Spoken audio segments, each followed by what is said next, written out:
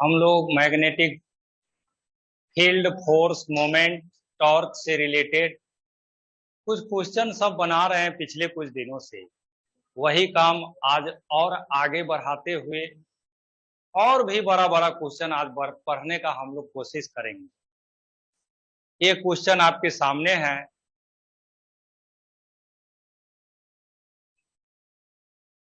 यह question IIT का पूछा हुआ क्वेश्चन है।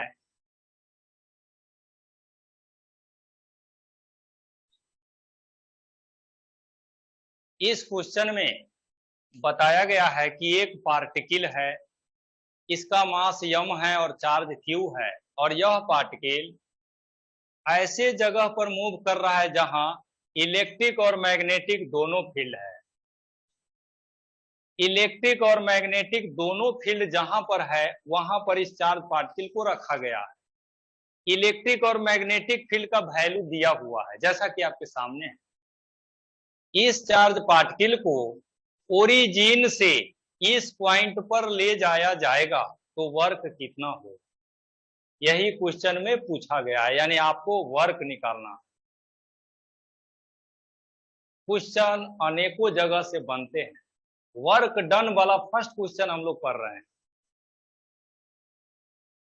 हम सब लोग जानते हैं कि वर्क होने के लिए फोर्स होना चाहिए, डिस्प्लेसमेंट होना चाहिए, साथ साथ वर्क होने के लिए काइनेटिक एनर्जी में भी बदलाव होना चाहिए। काइनेटिक एनर्जी में परिवर्तन होने के लिए वेलोसिटी में चेंजेस होना चाहिए। हम सब लोग जो अभी पढ़ाई किए हैं अभी तक उसमें स्पष्ट रूप से पढ़े हैं कि मैग्नेटिक फील्ड चार्ज पार्टिकल का वेलोसिटी किसी भी हाल में बदल नहीं सकता है, क्योंकि उस फोर्स का डायरेक्शन वेलोसिटी के परपेंडिकुलर होता है। तो मैग्नेटिक फील्ड के कारण तो वेलोसिटी बदलेगा नहीं, काइनेटिक एनर्जी बदलेगा नहीं, तो बदलने वाला यहाँ एक ही है, वह है इलेक्ट्रिक फोर्स। तो वर्क भी यहाँ पर केवल इलेक्ट्रिक फोर्स करता है। यह क्वेश्चन है तो बहुत आसान, लेकिन इसको समझने के लिए ये बात यहाँ पर थिंकिंग हम लोग को होना चाहिए कि मैग्नेटिक फील्ड से कोई वर्क नहीं होगा, या मैग्नेटिक फोर्स जो लगेगा वह फोर्स वर्क करता ही नहीं है। The work done by magnetic force on moving charge will be always equal to zero because velocity of moving charge remains unchanged during its motion in magnetic field. Velocity नहीं बदलता है, साथ साथ force velocity के perpendicular है, ऐसे में work नहीं होगा। तो जो भी वर्क होगा वहां यहाँ वह इलेक्ट्रिक फील्ड करेगा। ठीक है, अब इसको थोड़ा अच्छा से समझे, इसके लिए एक फिगर हम लोग बना लेते हैं। देखिए, यह है x एक्सिस, यह है y axis, this is point P। इस पॉइंट का कोऑर्डिनेट दिया है 1 1। पहले यहां पर था चार्ज पार्टिकल 0 0, अब यहां चला गया है। This is displacement vector yes. Displacement vector आपका यही होगा। इनिशियल कहां है, फाइनल कहां है, सब हम लोग देख रहे हैं यहाँ पर। This is initial position, this is final position. तो इस यस वेक्टर का वैल्यू क्या होगा वह लिख लीजिए। सबसे पहले displacement vector yes equals, x coordinate 1 है तो आई कैप, वाई कोऑर्डिनेट भी 1 है तो J cap. This is displacement vector.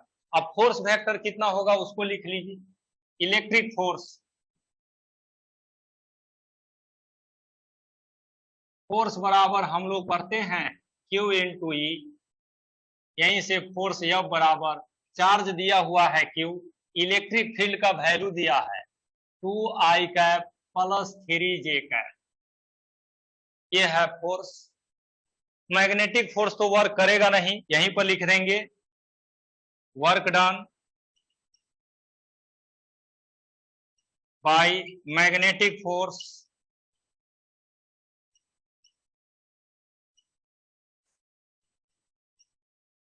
will be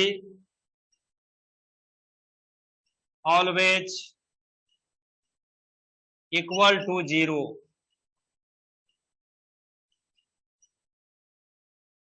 तो जो वर्क निकालेंगे इलेक्ट्रिक फोर्स का, यहीं पर लिखेंगे बाय डेफिनेशन ऑफ वर्क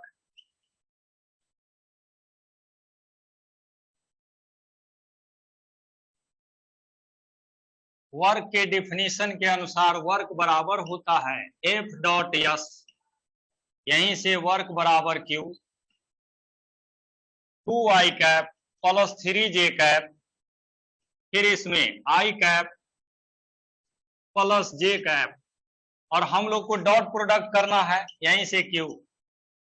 दो वेक्टर जब आई जे के फॉर्म में होते हैं तो डॉट प्रोडक्ट करने के लिए आई को आई में मल्टीप्लाई, जे को जे में मल्टीप्लाई, जब करिएगा तो रिजल्ट आपको मिलेगा 2 + 3, और यहीं से वर्क बराबर हो जाएंगे 5Q।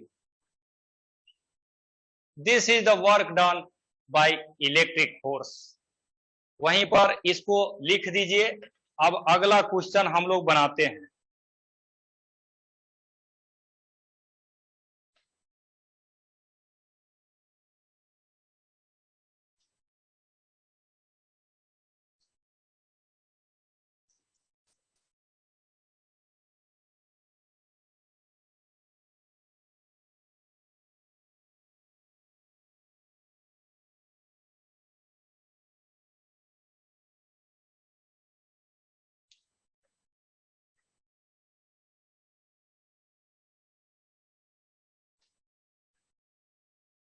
इसका जवाब भी यहां पर लिख दीजिएगा नीचे, क्यों जीरो होता है।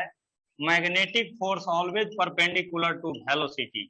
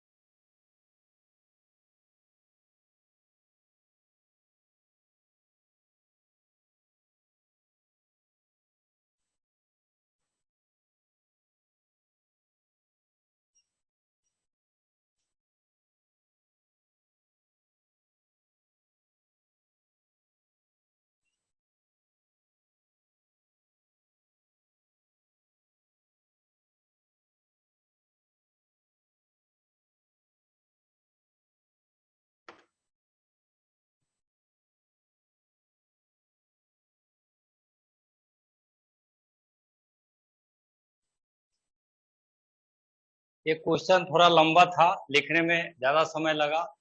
ये सब क्वेश्चन पढ़ाने में भी समय बहुत लगता है। ये पूरा स्टेटमेंट लिखने में तो काफी समय लगता है, सब फिगर के साथ, ऑप्शन के साथ। यह क्वेश्चन अब हम लोग को समझना है और इसको बनाना है।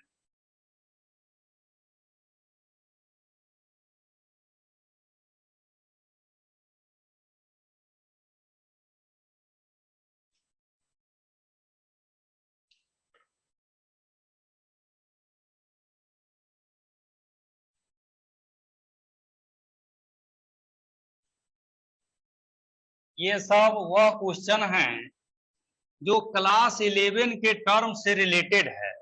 इन सभी क्वेश्चन में आप देखिएगा 11 क्लास के टर्म सब आ रहे हैं। इस क्वेश्चन में देखिए क्या है, two long current carrying thin wire, दो इनफाइनाइट लेंथ का वायर है। यही दोनों यह है, इस दोनों में करंट प्लस जेड या माइनस जेड की तरफ फ्लो हो रहा है। किधर फ्लो कराएंगे वो आपको तय करना है, क्वेश्चन में नहीं दिया है। लेकिन करंट दोनों में बराबर है और दोनों का लंबाई इनफाइनाइट है। लॉन्ग करंट का मतलब इनफाइनाइट। इस दोनों करंट को एक इंसुलेटिंग वायर के द्वारा सस्पेंड किया गया है, जैसा कि आप देख रहे हैं। इंसुलेटिंग वायर का लंबाई L है। यह दोनों करंट अभी इक्विलिब्रियम में है। लेंथ थीटा, ये वायर जो है इंसुलेटिंग वायर, ये थीटा एंगल बना रहा है। क्वेश्चन पूछ रहा है कि बताइए अगर यह दोनों इक्विलिब्रियम में है तो करंट का वैल्यू क्या हो। इक्विलिब्रियम कहा है, इसका मतलब फोर्स के बारे में बताया गया है। सबसे पहले हम लोग फोर्स को यहां पर कैलकुलेट करेंगे, या फोर्स का फ्री बॉडी डायग्राम हम लोग बनाएंगे। इस पर देखिए, जो जो फोर्स लगेगा उसका थोड़ा हम लोग आकलन कर लेते हैं। इसमें टेंशन फोर्स इधर लगेगा, नीचे mg फोर्स लगेगा। यह टेंसर और mg का डायरेक्शन जैसा कि आप देख रहे हैं, ये दोनों फोर्स के कारण यह वायर इधर आना चाहेगा, लेकिन है तो इक्विलिब्रियम में है। इसको इधर आने से रोकने के लिए मैग्नेटिक फोर्स आएगा, और वह मैग्नेटिक फोर्स इस डायरेक्शन में लगना चाहिए, तब ये इक्विलिब्रियम होगा। और मैग्नेटिक फोर्स उधर लगने के लिए, यानी आप देख रहे हैं दोनों में अब रिपल्सन कराना है, तो रिपल्सन कराने के लिए दोनों में एंटी पैरेलल करंट लेना पड़ेगा। पैरेलल करंट अट्रैक्ट करता है, एंटी पैरेलल रिपेल करता है, ऐसा हम लोग पढ़े हैं। तो एक में जेड करंट लेंगे तो दूसरे में माइनस जेड लेना होगा। तो यहां पर हम क्रॉस ले लिए, यहां पर डॉट ले लिए। अब देखिए एक लाइन यह खींच दिए, यह एंगल थीटा है तो यह भी थीटा, ऊपर हो जाएगा टी कॉस थीटा और इधर हो जाएंगे टी साइन थीटा। अब क्वेश्चन कह रहा है इक्विलिब्रियम में है, तो ऊपर वाला फोर्स नीचे के बराबर, लेफ्ट वाला फोर्स राइट के बराबर।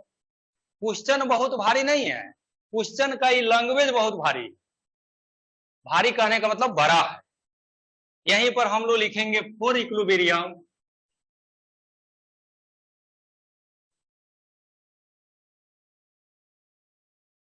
इक्विलिब्रियम में होने के लिए T sine theta magnetic force के बराबर होना चाहिए और T cos theta mg force के बराबर होना चाहिए।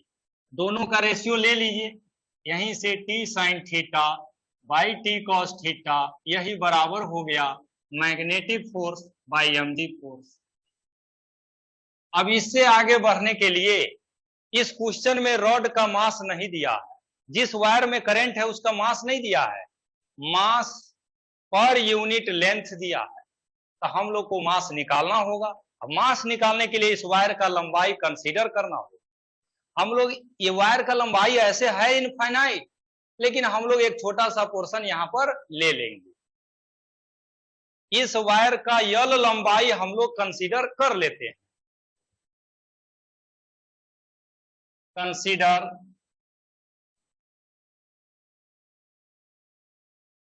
स्मॉल यल लेंथ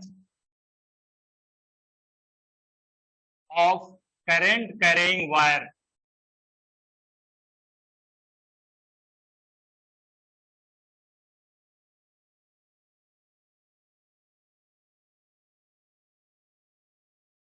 जिस वायर में करंट है उस वायर का यल लंबाई हमने कंसीडर किया है।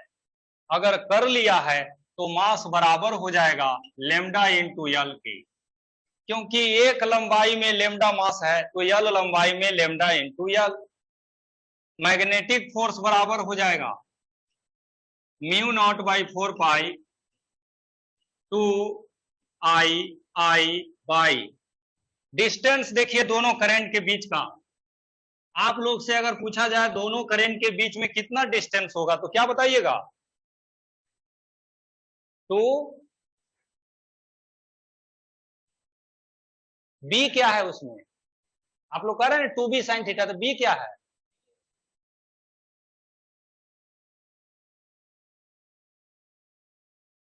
दोनों करंट के बीच का डिस्टेंस कितना लेंगे?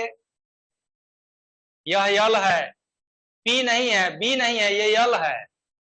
यहां से यहां हो जाएगा यल साइन थीटा और यह भी हो जाएगा यल साइन थीटा। जब आप आईआईटी का क्वेश्चन पढ़ते रहते हैं उस समय राइट एंगल ट्रायंगल क्या होता है नहीं सिखाया जाता है। अब हम आपको राइट एंगल ट्रायंगल थोड़ी नहीं यहां सिखाएंगे। इसमें आप राइट एंगल ट्रायंगल यह दिया है, यह एंगल थीटा है, यह लेंथ यल साइन थीटा होगा, ये यहां पर साइलेंट रहेगा, ये आपको तय करना होगा या आपको पुट करना होगा। तो दोनों वायर के बीच का लेंथ हो जाएगा, अभी भी नहीं बोल रहे हैं, कितना हो जाएगा? 2l sine theta. यहां पर हम लोग लिख देंगे 2l साइन थीटा। ये जो फोर्स का इक्वेशन है यह यूनिट लेंथ पर लगने वाला फोर्स है। हम लोग लेंथ कितना लिए हैं? यल, तो यहां यल से मल्टीप्लाई हो जाएगा।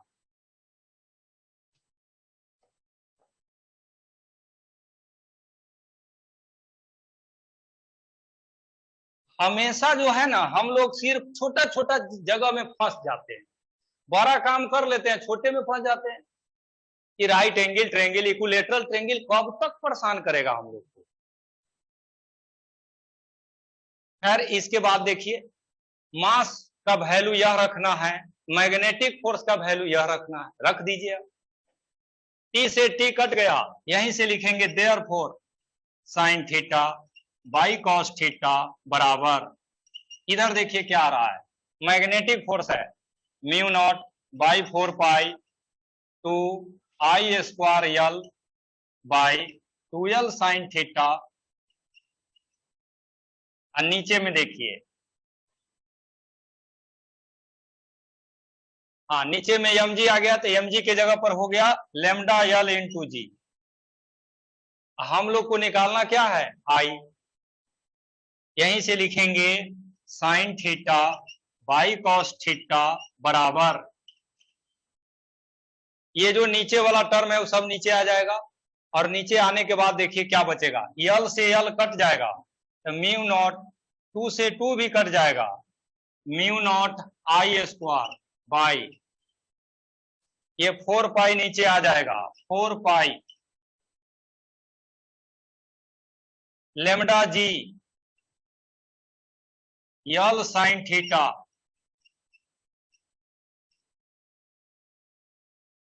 हम लोग को निकालना क्या है? करंट।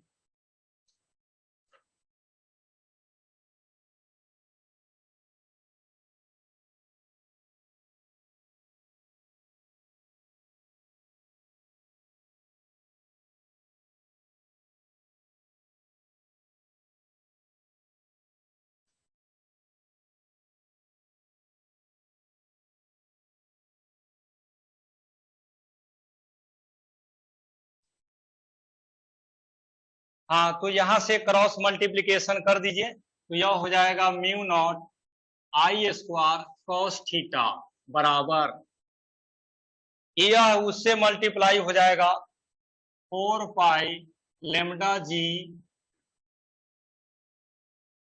यल साइन स्क्वायर थीटा।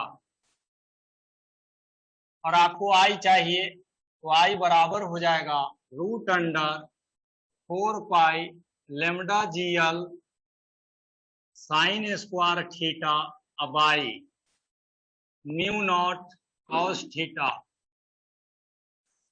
अब जो बाहर निकलने वाला है उसे बाहर निकाल दीजिए।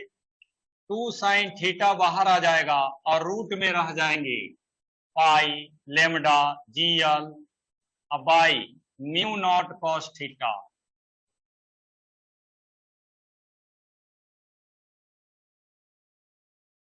इलेक्ट्रिक मैग्नेटिक mg फोर्स का कंसेप्ट अगर क्लियर है तो हम लोग को ये सब क्वेश्चन बनाने में कोई दिक्कत नहीं होना चाहिए। तब ऐसे बड़े क्वेश्चन भी हम लोग बना सकते हैं। इस क्वेश्चन को बनाने के लिए हम जो वर्क किए हैं, ऐसा नहीं है कि ये सब वर्क हम लोग पढ़े हुए नहीं। जब इलेक्ट्रोस्टैटिक्स पढ़ते थे तो एक चार्ज यहाँ पर दूसरा चार्ज यहाँ पर स्ट्रिंग से सस्पेंड करके देखते थे वहां पर कितना डिस्टेंस पर रहेगा तो इक्विलिब्रियम में होगा, या इक्विलिब्रियम में होगा तो कितना डिस्टेंस होगा।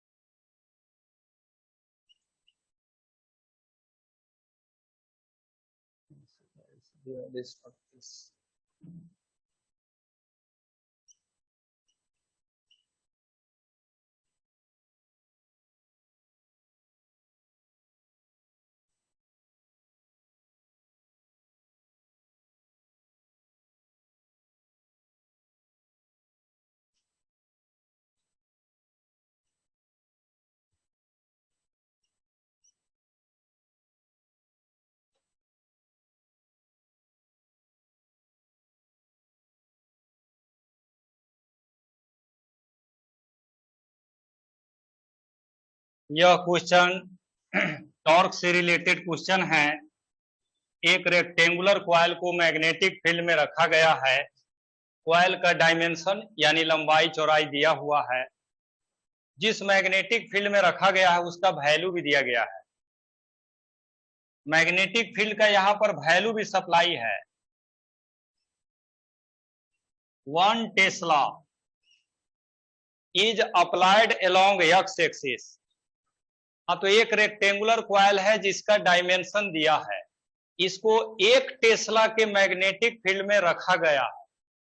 अगर कॉइल को 45 डिग्री जेड एक्सिस के साथ बना करके रखा जाएगा तो उसमें टॉर्क कितना लगेगा, यही पूछा गया है।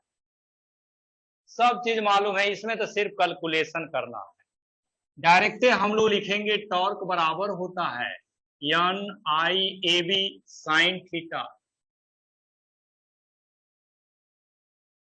सब चीज का वैल्यू दिया है। Number of turn 100, current 3, area निकालना है तो इसको इसमें मल्टीप्लाई कर दीजिएगा तो एरिया आ जाएगा 5 इंटू 2.5। यह सेंटीमीटर में है, मीटर में बदलने के लिए 10 के पावर -4 से मल्टीप्लाई करेंगे। देखिए यह भी सेंटीमीटर है, यह भी सेंटीमीटर, दोनों को बदलना पड़ेगा। एक को बदलने के लिए 10 के पावर -2, दोनों को बदलने के लिए 10 के पावर -4 और साइन 45 डिग्री। इसको आप सोल्व करेंगे, रिजल्ट आपको मिलेगा। यह भी IIT के 2019 के परीक्षा में पूछा गया। ये सब क्वेश्चन जरूर बड़े एग्जाम के हैं, लेकिन हम सब लोग जो पढ़ाई किए हैं वो सब पढ़ाई ऐसे क्वेश्चन को भी बनाने में सक्षम है। यही बात तो बताने के लिए हम 3 दिन से यह काम कर रहे हैं कि आपको यह विश्वास जगे कि हम कॉम्पिटिटिव क्वेश्चन भी सोल्व कर सकते हैं।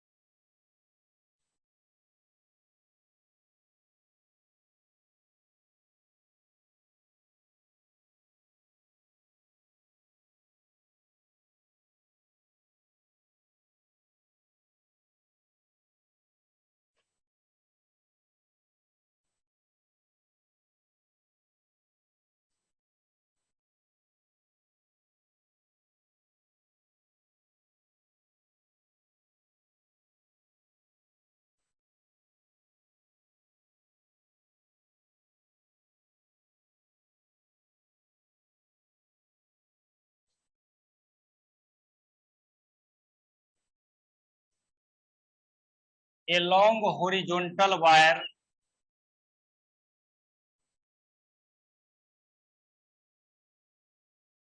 which is free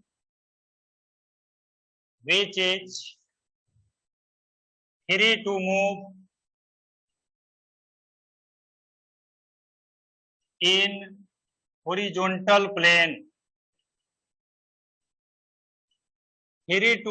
in horizontal plane, carries constant current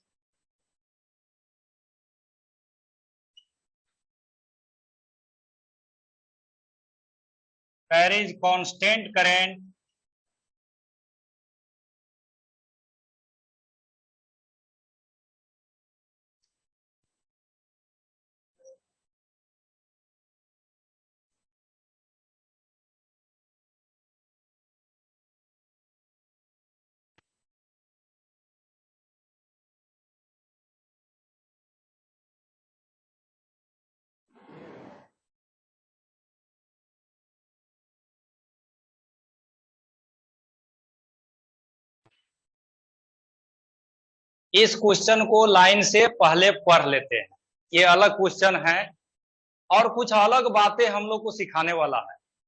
शुरू करने से पहले लास्ट में देख लीजिए, ऑसिलेशन आया है, सिंपल हार्मोनिक मोशन आ रहा है। सिंपल हार्मोनिक मोशन एक ऐसा मोशन होता है जिसको होने के लिए रीस्टोरिंग फोर्स का लगना अनिवार्य होता है। तो इससे आप समझ सकते हैं कि 11 क्लास में जो पढ़ते हैं वह पढ़ाई व्यर्थ नहीं जाता है, वह हम लोग को हमेशा मजबूती प्रदान करता है। चलिए अब शुरुआत करते हैं। कह रहा है ए long horizontal wire which is free to move in horizontal plane carries constant current of 20 ampere. एक बड़ा वायर है जिसमें करंट 20 एम्पियर फ्लो हो रहा है।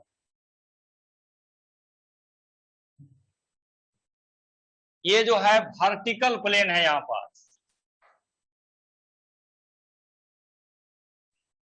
अभी सुधार लेना ठीक है, अफसोस नहीं कीजिए।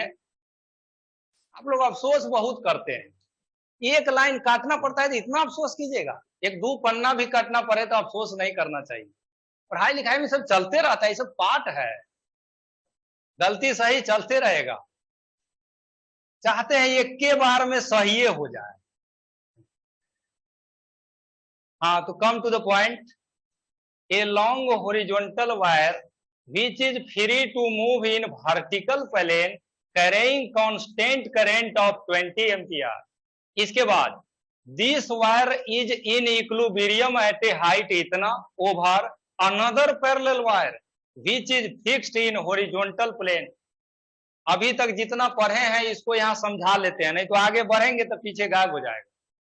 बड़ा क्वेश्चन है, लैंग्वेज बड़ा है, तो अभी तक जो बताए हैं इसको यहाँ पहले समझ लीजिए। यह हॉरिजॉन्टल है,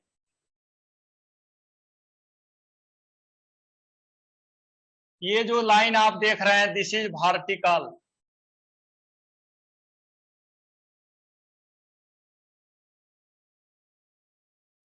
एक वायर, अच्छा ये जो बनाए ना हॉरिजॉन्टल वर्टिकल, क्लास 11 में इसको ऐसे भी हम लोग कहते हैं, दिस इज ग्राउंड।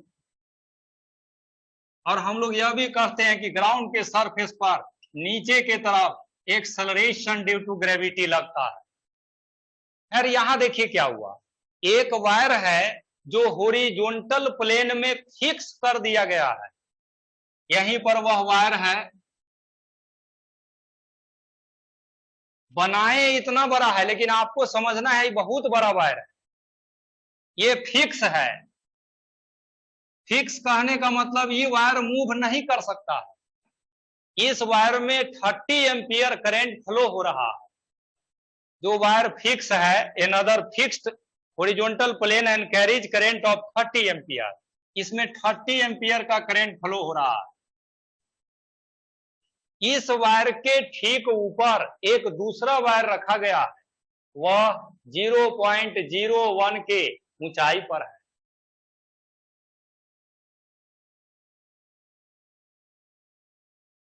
इस वायर में 20 एम्पियर करंट फ्लो हो रहा है, लेकिन यह करंट इसके अपोजिट है, ऐसे 20 एम्पियर। और यह इस वायर से कितना हाइट पर है वह क्वेश्चन में दिया हुआ है। हम लोग मान लेते हैं कि यह हाइट d है या h है, ऐसा ही मान लीजिए, h ले लीजिए। ये वायर अभी जहां पर है वहां पर इक्विलिब्रियम में है, तो अभी तक जो हम पढ़े थे यही था, ठीक है। अब इसके आगे देखिए, दोनों वायर में अपोजिट डायरेक्शन में करंट है, इक्विलिब्रियम में ऊपर वाला है, नीचे वाला तो फिक्स है, ये तो कहीं जाएगा ही नहीं। फिक्स का मतलब इक्विलिब्रियम नहीं हुआ, रेस्ट में रहेगा। ये अभी इक्विलिब्रियम में है।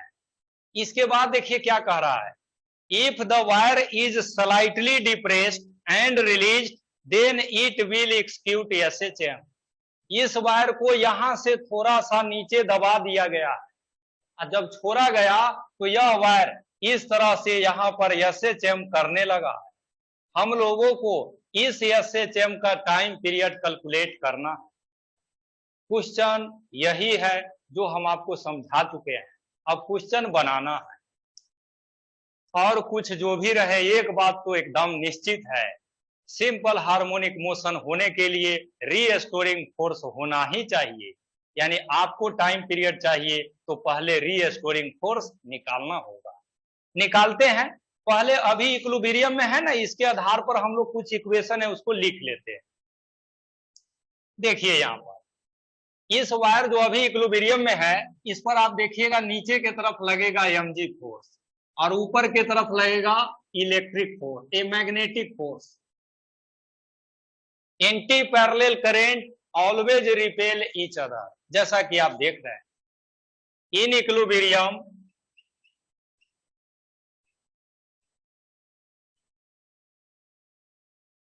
यहीं से हम लोग लिखेंगे mg फोर्स बराबर होगा मैग्नेटिक फोर्स के, और मैग्नेटिक फोर्स कितना होगा ये हम लोग जानते हैं, यहीं पर लिख लीजिए mg बराबर, यहां पर हम लोग लिखेंगे म्यू नॉट बाई 4 पाई, दोनों में करंट है, एक का करंट मान लीजिए I1 है और दूसरे का I2 है, तो हम लोग लिखेंगे 2I1 I2 by distance h है।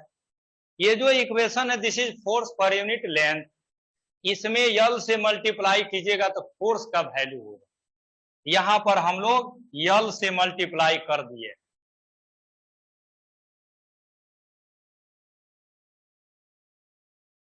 when the wire is depressed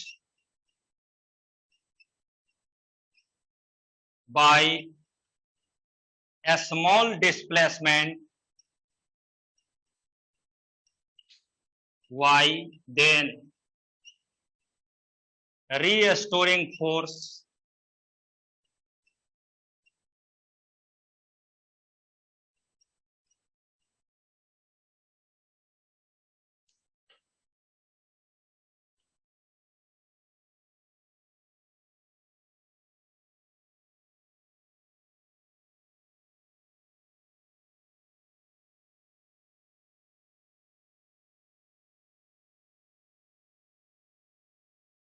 इस वायर को y डिस्प्लेसमेंट से नीचे हम डिप्लेस कर दिए हैं y से, तो अब यह कितना डिस्टेंस बच जाएगा ये हम लोग को मालूम है, this is h minus Y. इस पोजीशन पर जो फोर्स लगेगा उसको अब दिखा दीजिए। यहां पर भी आप देखिएगा तो मैग्नेटिक फोर्स ऊपर लगेगा F m, mg फोर्स नीचे लगेगा। लेकिन हम लोग को एक बात पता है, इस वायर को जब यहां पर डिस्प्लेस करके आप छोड़िएगा तो यह वायर जब छोड़ दीजिएगा तो किधर जाएगा, ऊपर जाएगा।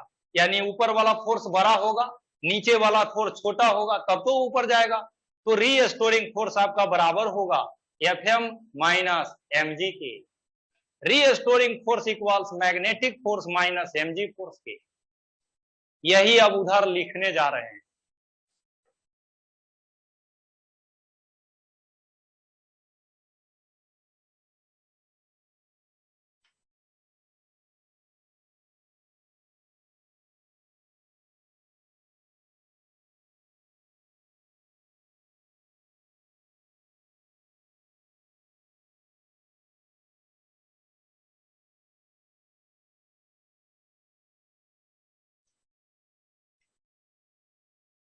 तो यहीं से देखिए रीस्टोरिंग फोर्स F बराबर हो गया magnetic force minus mg force.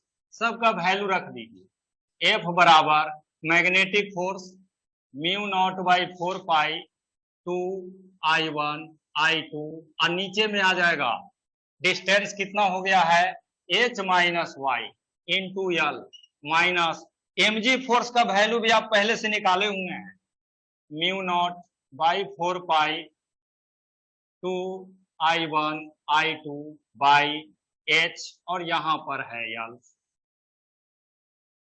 mg force का वैल्यू पहले से ही हम लोग यहां पर इक्विलिब्रियम में देख लिए थे कितना है, इस mg का वैल्यू वहां पुट कर दिए है। मैग्नेटिक फोर्स यहां पर कितना लगेगा वह भी लिख दिए। अब जो कॉमन होने वाला है उसे कॉमन ले लीजिए। और रीस्टोरिंग फोर्स के बारे में एक और बात आप जानते हैं, रीस्टोरिंग फोर्स को हमेशा माइनस में लिखा जाता है, वो भी हम यहां लिख देते हैं।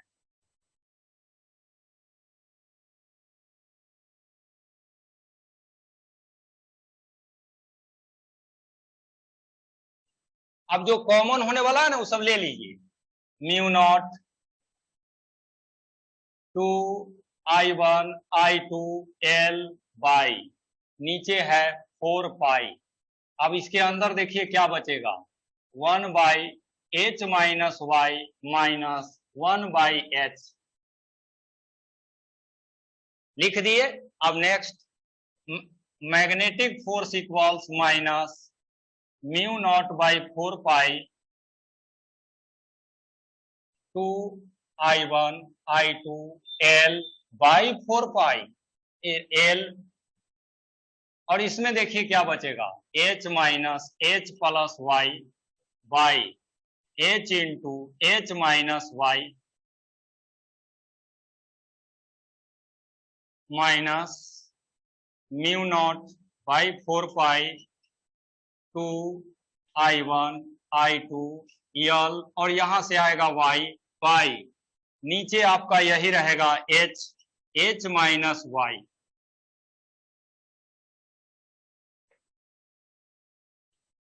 यहीं से हम लोग लिखेंगे सेंस, यहां जो y है this is much more smaller than h, so y can be neglected.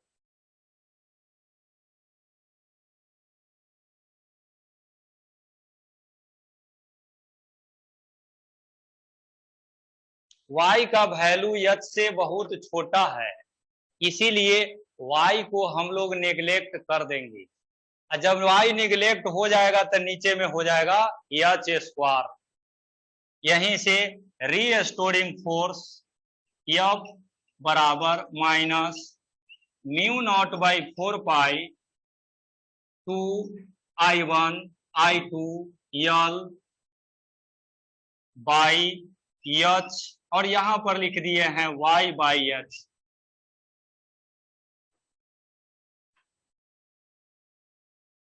तो यहां समझ लीजिए क्या किए, y को नेग्लेक्ट किए, H इंटू H स्क्वायर हो गया, एक H को यहां रहने दिए हैं, एक को यहां। अब आगे ये जो टर्म लिखा हुआ है mu naught by 4 pi 2 I1 I2 L by H, ये जो टर्म आप लिखे हैं दैट इक्वल्स टू mg, यानी उसको हटाएंगे और उसके जगह पर mg ले आएंगे। यहीं से लिखेंगे फ्रॉम इक्वेशन 1, पहला इक्वेशन से mg फोर्स का वैल्यू हम लोग निकाले हुए हैं।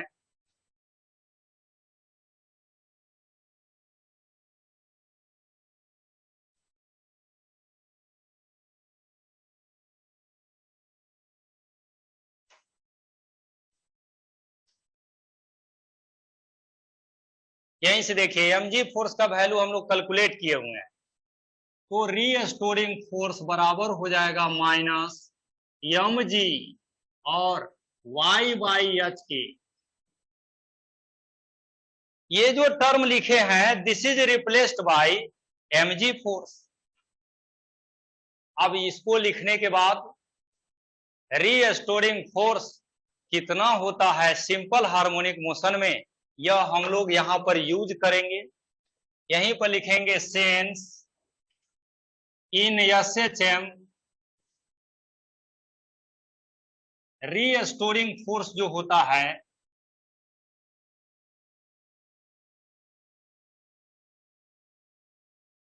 रीस्टोरिंग फोर्स F बराबर होता है माइनस या ऐसे m D square Y by D T square. ऐसा हम लोग सिंपल हार्मोनिक मोशन में लिखा करते हैं। ये जो F है this is replaced by this. जब आप रिप्लेस करेंगे तो यहीं से हम लोग लिखेंगे m D square Y by D T square बराबर m g Y by H, ये सब माइनस में होगा। यम से यम कट गया, बचा क्या, D square Y by D T square, और उधर देखिए बराबर minus G by H into Y के। आज अगर एसएचएम नहीं याद है, मतलब कुछ भी नहीं नॉलेज है, तब यह क्वेश्चन समझना बहुत मुश्किल है आपके लिए। अब 12 क्लास में तो यही ना मान के पढ़ाया जाएगा कि आप 11 पढ़े हैं। अब 10वां में आप जाइएगा कहीं पढ़ने, तो वह स्कूल वाला कोचिंग वाला आपको यही मान के ना पढ़ाएगा कि 9th पढ़ के आया। यही समस्या हम लोग के साथ हुई है। अब एसएचएम में ये सब बातें पढ़ते हैं, बहुत समय खर्च करके ये सब पढ़े जाते हैं, आज यूज हो रहा है। अब देखिए इसको इस साइड ले आइए, D square Y by D T square plus G by H into Y डेट इक्वल्स 0। आप में से कई लोग पढ़े हुए हैं 11 में, बताइए इसको आने के बाद क्या किया जाता है, कंपेयर करते हैं किससे, सिंपल हार्मोनिक मोशन के डिफरेंशियल इक्वेशन से। यहीं पर लिखेंगे this is differential equation of SHM. यहीं से हम लोग लिखेंगे by comparing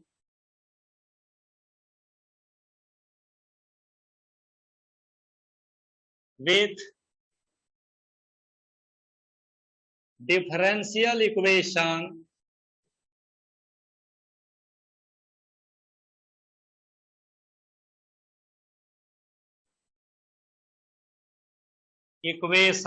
of SHM.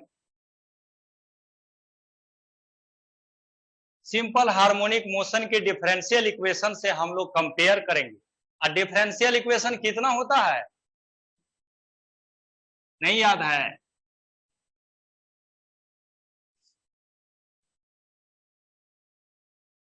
This is differential equation of simple harmonic motion. यहां से ओमेगा स्क्वायर के जगह पर यह लिखा हुआ है जी बाई एच, यहीं से लिखेंगे देयरफॉर ओमेगा स्क्वायर बराबर है जी बाई एच। यहीं से ओमेगा बराबर होगा root under G by H. हम लोग को टाइम पीरियड निकालना है। हम सब लोग जानते हैं सेंस टाइम पीरियड बराबर होता है 2 pi by omega. Value put करिएगा, टाइम पीरियड बराबर होगा 2 पाई रूट अंडर ओमेगा, नीचे आएगा तो एच ऊपर चला जाएगा एच बाई जी।